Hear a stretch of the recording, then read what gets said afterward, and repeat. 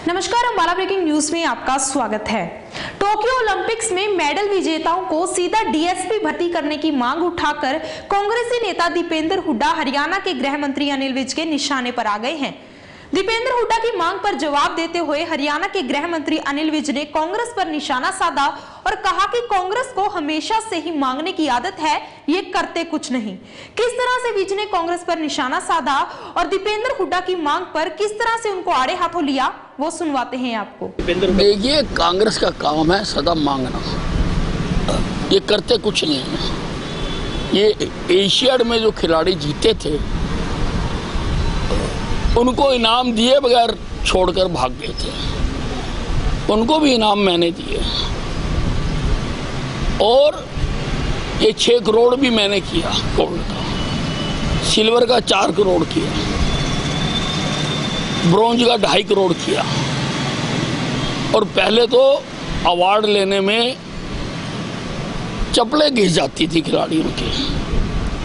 हमने साक्षी मलिक जीत कर आई, उसने प्लेन से उतर के जैसे ही हिंदुस्तान की धरती पर पैर रखा, मेरा ऑफिसर 2.5 करोड़ का चेक लेकर तैयार खड़ा था। ये हमारा मुकाबला क्या करेंगे?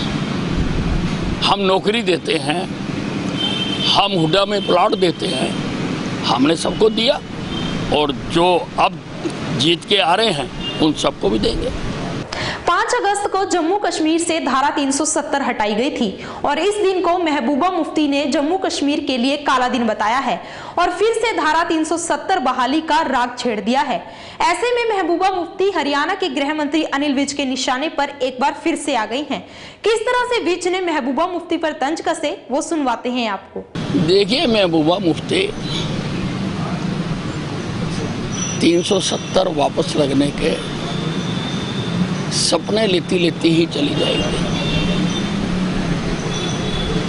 370 हट गई है, ये वास्तविकता है। आंखें खोले उसको भी नजर आ जाएगी। 370 हटने की खुशियां सारे कश्मीर में मनाई गई और सारे हिंदुस्तान में भी मनाई गई। मुख्यमंत्री को धमकी देने के बाद खालिस्तानी समर्थकों ने एक और वीडियो जारी कर तिरंगे के अंतिम संस्कार की बात कही है, जिस पर हरियाणा के गृह मंत्री अनिल विज भड़क उठे और उन्होंने कहा कि तिरंगे के अपमान में वो एक भी शब्द बर्दाश्त नहीं करेंगे। क्या कुछ कहा विज ने, वो सुनवाते हैं आपको।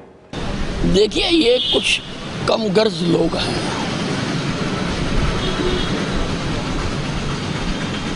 जो तिरंगे के बारे में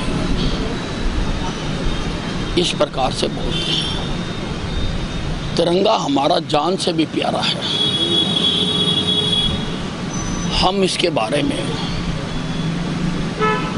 कोई भी अपमानित भाषा सुन नहीं सकते और हम एग्जामिन करवाएंगे।